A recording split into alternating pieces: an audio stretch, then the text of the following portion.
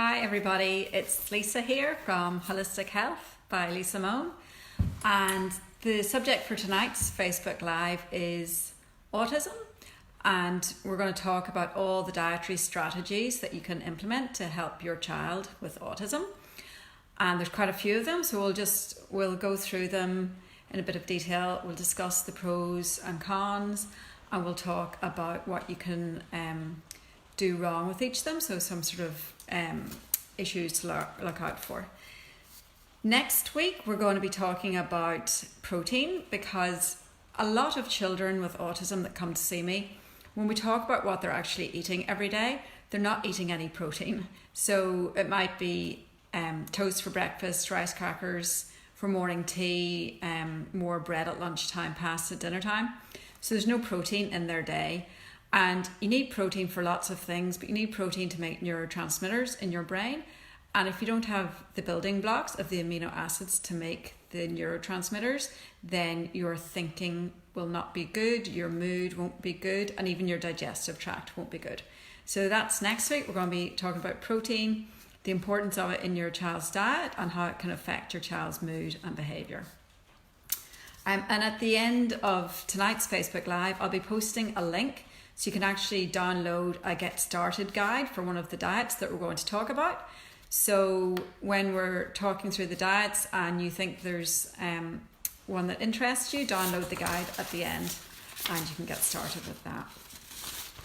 So there's lots and lots of things that you can do for autism. And most families that come to see me, their child is doing speech therapy, occupational therapy, and a few other different things as well. And that's all great and that's all necessary. But unless you actually treat them with food and address their diet, then you're not going to make the progress that you want to make. So you will make slight incremental improvements with all those therapies. But if you combine those therapies with dietary changes, you will make huge improvements. And this isn't about trying to change your child and your child's uniqueness and their neurodiversity. This is about trying to give your child a happy life, a life without digestive issues, and you really want their life expectancy to be the same as for your other children. So that's why you would want to actually look at their diet and make some changes to it. So the dietary approaches we're going to talk about tonight are, there's quite a list. The first one is gluten-free, casein-free, soy-free. The next one is the GAPS diet, or specific carbohydrate diet. They're kind of variations on the same thing. Then we've got the low oxalate diet, the anti-candida diet, elimination diet, paleo diet, low FODMAPs, Feingold or failsafe, so we'll talk about each of those. So we'll start with the gluten-free, casein-free diet, and this is gluten-free, casein-free, soy-free.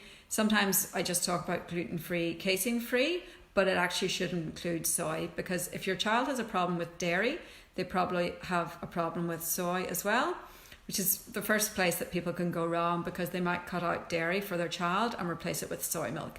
So then you're replacing one problem with probably the exact same problem.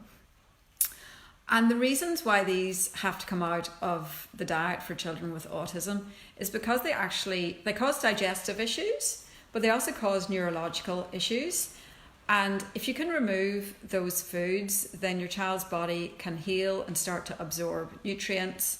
And you can actually get some really quick wins with this one. So it's always my entry point. If a child comes to me and they're just on a standard Australian diet, then this will be the first thing that I do, is take gluten, casein and soy out of their diet. And somebody commented on this event that, well, this is all well and good, but how do you get children to eat these new and wonderful foods that I'm proposing? And one of the ways in which you do that is by taking away the dairy and the gluten and the soy. Because for some children, they don't break down these foods properly, and they actually create opioid-like compounds in their brain. So they're effectively being drugged by their bread and their milk, and that makes them crave those foods, and actually they're addicted to those foods. So if you remove the gluten and the dairy, then your child will automatically be less fussy and start to accept more different foods. So it might not be as hard as you think it is if you go with this step first. But there is a major downside with a gluten-free diet, and that is if you go into the supermarket, just go into Coles and Woolies, you will see a wall of gluten-free processed foods that are complete rubbish. So if you just swap from rubbish gluten-containing food to rubbish gluten-free foods, you won't see a huge improvement.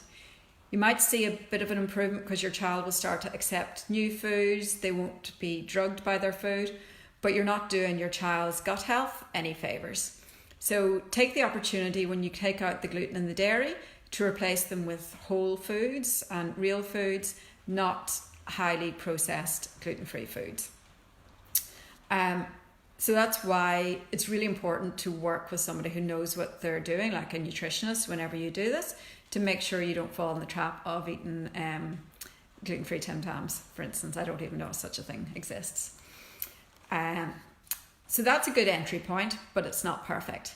So the next diet, and it's probably my favourite diet for children with autism, is the GAPS diet.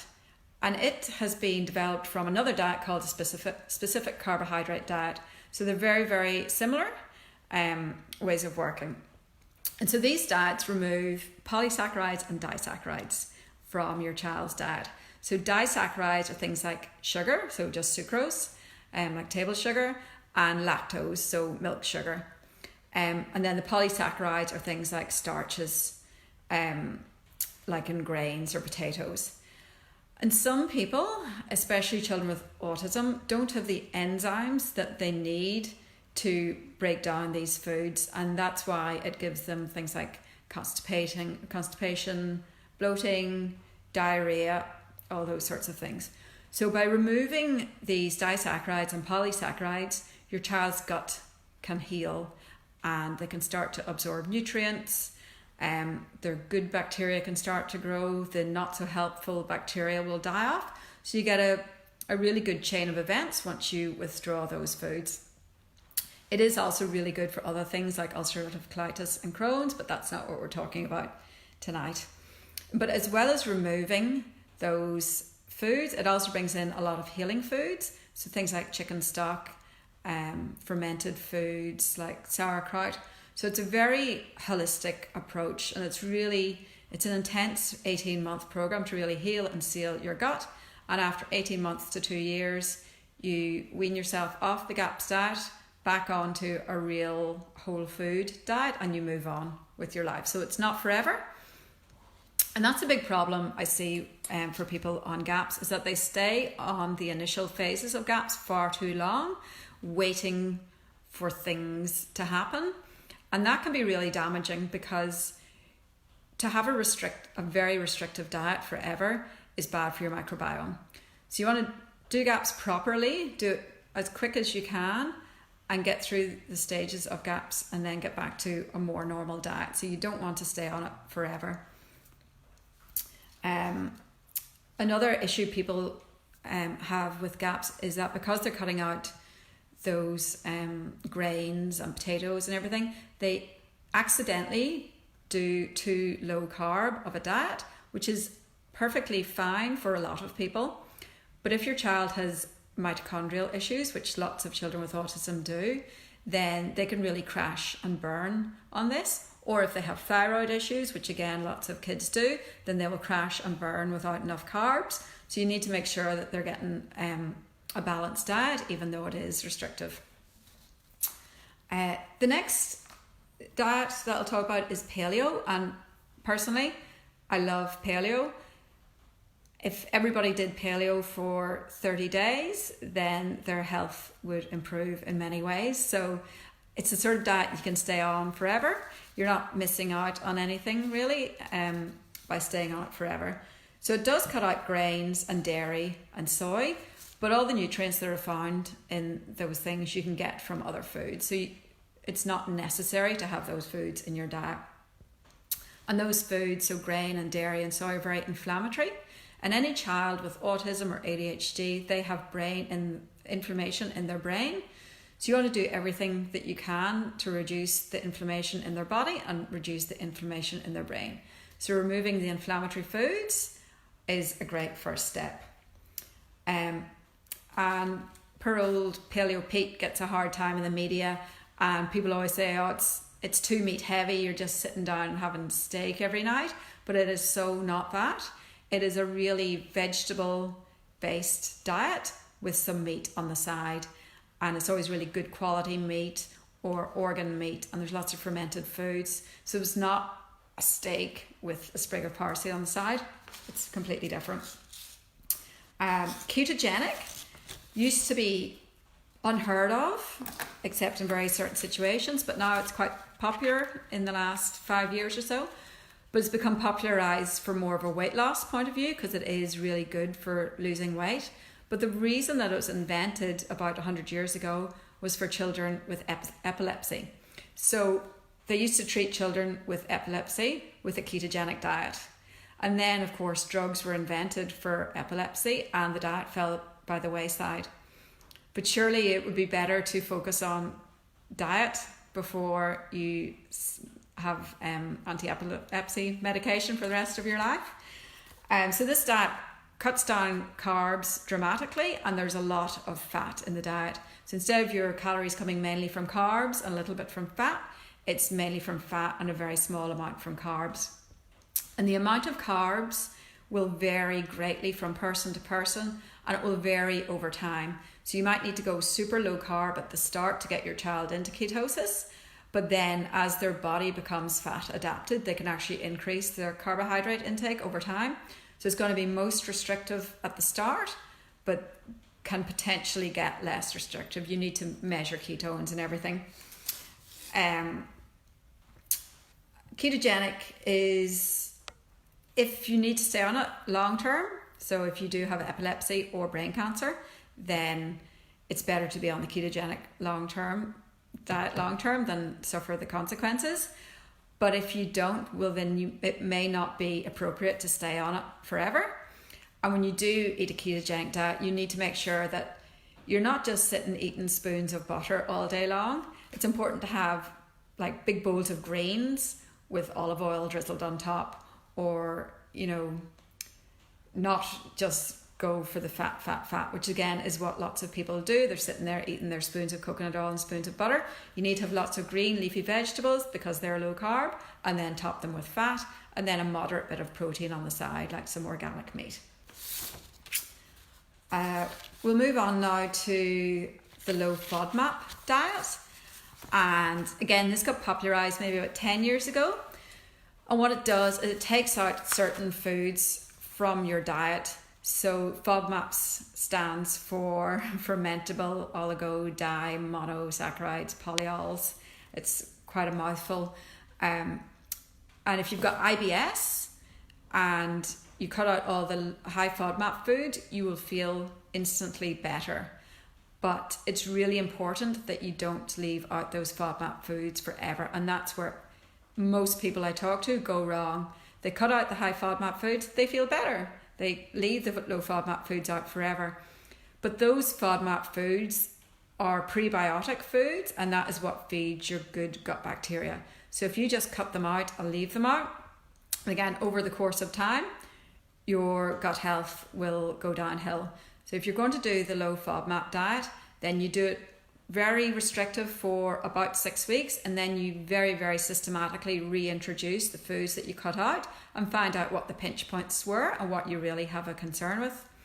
So if your child's got major IBS symptoms like constipation, diarrhea, bloating, which a significant number of children with autism do, then try the low FODMAP diet to relieve their pain, but do it properly and do it for a very short time, and then reintroduce those foods very carefully.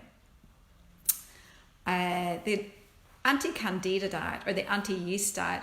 So if your child acts drunk, so they stumble around, they bump into stuff, they laugh hysterically at the smallest thing, and they've got like cradle cap or a fungus toenail, then you can be pretty sure that they have an overgrowth of candida in their gut, and they're actually fermenting their food to make alcohol, and therefore they're acting a little bit drunk. So there's a super complicated diet called the body ecology diet, which is all about food combining, and it does get pretty confusing.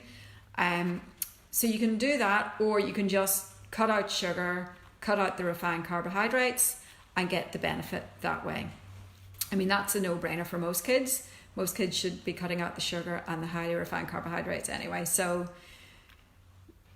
you should do that, and then you can include other supplements that are going to help reduce the yeast, but it is something that you have to stay on top of, and your child will maybe always be prone to having the fungal overgrowth. So if they do slip up and eat sugar, you might find that their behaviour goes downhill pretty badly.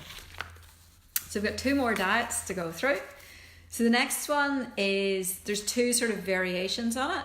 There's the Feingold / fail-safe diets, and these were developed by the RPA hospital in Sydney, and they cut out foods that are high in food chemicals like phenol, so salicylates, amines, all those sorts of naturally occurring food chemicals.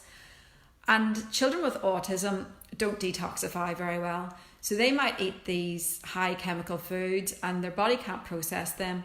So they end up with stimming, hyperactivity, rashes, headaches, lots of different rosy cheeks, rosy ears, lots of different issues. But the problem is with this diet is that it's a road to nowhere. So you cut out those foods, your child improves, and then nothing. You just have to stay with those foods out of your diet. And this is a really, really hard diet to do. You end up eating rice, pears, zucchini. I think it's like really limited diet and not good in the long term. So to get some symptom relief, you can try the fail-safe diet, but then you need to move on and heal your gut, because the underlying problem is not that tomatoes are bad or capsicum is bad, it's that the child can't detoxify these properly. So you need to work on their detoxification pathways and work on their gut. And there's supplements that you can add in, there's lifestyle measures that you can add in so that you can bring the salicylates and the amines back into their diet. I've had people, adults, come to me who have been on this Feingold or fail-safe diet for 20 years and they still can't tolerate any of those foods and they are completely stuck.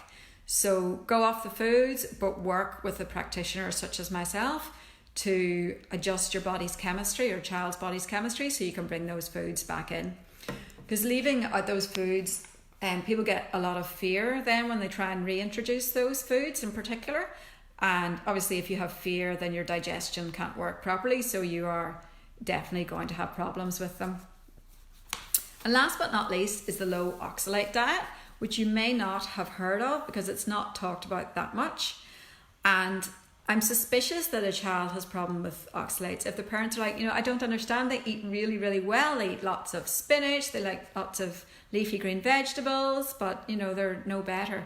That's when I suspect that oxalates are an issue, because those foods are really high in oxalates.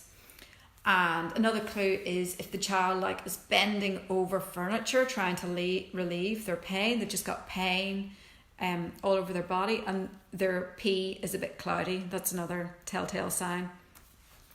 So again, a low oxalate diet cuts out all the leafy green vegetables. So a low oxalate diet is not a healthy diet.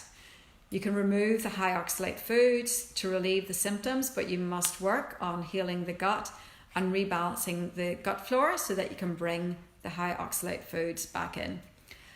And interestingly, there's a bacteria in your gut that processes the oxalates, and that bacteria is really susceptible to antibiotics. So if your child has had a lot of antibiotics, they will have knocked out this bacteria, which is called Formigenes oxalobacteria, I think, and that's why they can't digest the oxalates. So another reason to stay away from antibiotics for your kids. So that was about 8 or 9 diets that I talked about, and these are all valid approaches to use with your child who has autism. There is no one size fits all, and I've heard like with the GAPS diet or with various different diets, people say, no, this is the diet, there is only one diet, but there's not, because every child is unique and everybody's chemistry is unique, and the causes of autism are unique and diverse. So it's really important to work with somebody to find out which diet is going to be best for you and your circumstances and your ability to change your child's diet. And then you can look at supplements, but you have to get the diet right first. Otherwise, you are literally wasting your money on supplements. So I do work with the GAPS diet a lot because I find it to be a very healing approach for children, and it really cuts through the fussy eating quite quickly. After a few days on the GAPS diet, children's palates completely change. The gut bacteria that are driving their tastes completely change. So the first few days might be awful, but it won't be like that forever. It will literally only be like that for a few days, maybe a week. So I'll post a link below, and if you want to find out on how to get started with the GAPS diet, I have a guide which you can download, and it just steps you through the process of preparing to start the GAPS diet and how to do that.